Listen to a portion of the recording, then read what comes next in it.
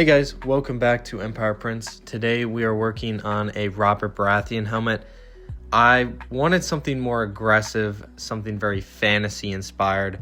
I know we get a little glimpse of it in the show, but I wanted to make it my own. I wanted some different characteristics to the helmet.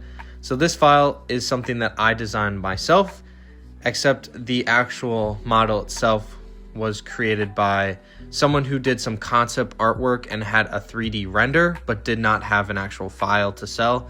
So I created the file myself.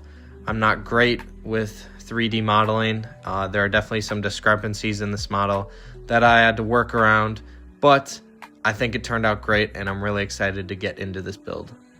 After welding the top dome piece on, because I did have to print this into parts, I went straight into sanding with 220 grit sandpaper. I did design a lot of dents into this file so that it has a very metal, like forged look to it. So I did not want to ruin that detail with a mouse sander, and it was a pretty flat helmet to begin with.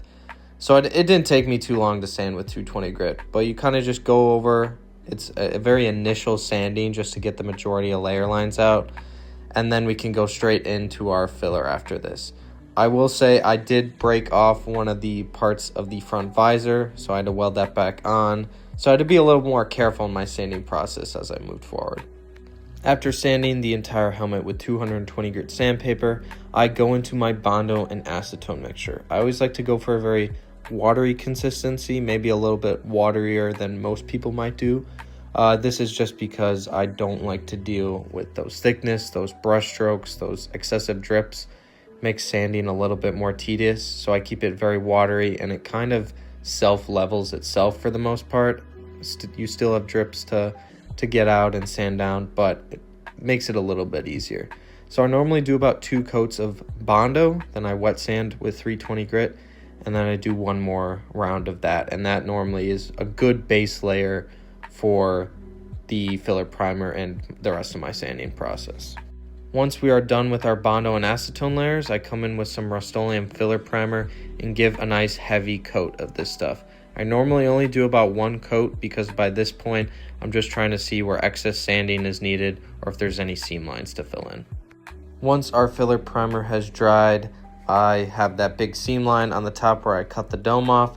So we're going to take some Bondo spot putty and just straight push this into that seam line. Try to smoothen it out as much as possible. I'm not too concerned about filling this seam line in perfectly, as there's a lot of dents, cracks, and bumps in this helmet. So if it's a little uneven, it's not a big deal and will actually be hit and weathering. Then once that's dry, we can move into our sanding. I take some more 320 grit sandpaper and I'm gonna wet sand this primer down. And then by this point, we're ready to paint. The dents and the detail was captured really nicely on my printer, so there wasn't a lot of sanding that was needed to be done. Once the helmet was ready for paint, I took some Rust-Oleum Bright Coat metallic finish paint. This stuff is a perfect metal finish. It's not going to give you that chrome finish, but it gives you a nice bright shine depending on your base coat. I went with a gray base coat because I was going to do a lot of weathering and I wanted a nice bright silver finish. But if you wanted a deeper steel look, I would recommend a gloss black base coat. That stuff will lay down perfectly with this paint as well. Now I wanted the front of this helmet to have these 2 big gold accents on the front, but unfortunately I was using Vallejo gold and this stuff did not want to lay over the metallic finish. It was horrible. I would have had to do 1,000 coats before it got that finish that I saw. So I took some inspiration from Warhammer painters who do a very brushed gold finish, and to do that you have to lay down a layer of flat black. So that's what I did here, in the black laid over 1,000 times better than the gold. So I'm coming in with this black, lay it over, just kind of dab it on, doesn't need to be perfect. And then we'll come in with our Vallejo gold and we'll just dry brush that over the entirety of the black area. And you get this nice brushed gold finish. It looks so good on this helmet. After painting the gold, I go straight into a weather wash.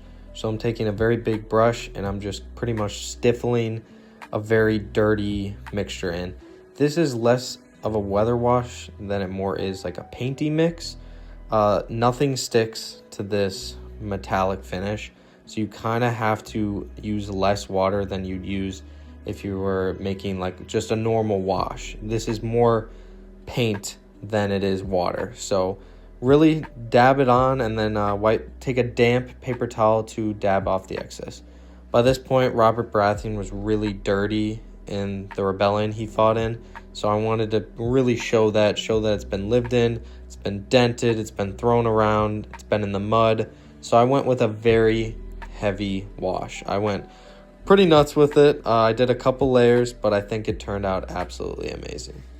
After weather washing it, I come in with some dry brushing where I'm just taking some paint, not watered down whatsoever, and dabbing it in all the crevices, and then just taking a paper towel and kind of wiping away the excess to show that dirt's built up in these crevices. He hasn't cleaned it in a while. It's pretty roughened up, almost gives it like a rusty look in some areas. I went with a very blackish brown. It's definitely more brown than black, but it's a very dark brown. And I just think it worked perfect for building up some grime and just stuff you'd find at wearing a helmet in battle for a long period of time. But I just put it in all the crevices around the ears where the antlers are going to go, and especially around where the mouth is breathing. There's definitely going to be some buildup of dirt in there, and it turned out wonderful. I love how this like dirty mixture built up, especially in all the dents and crevices throughout the helmet. It just looks really cool.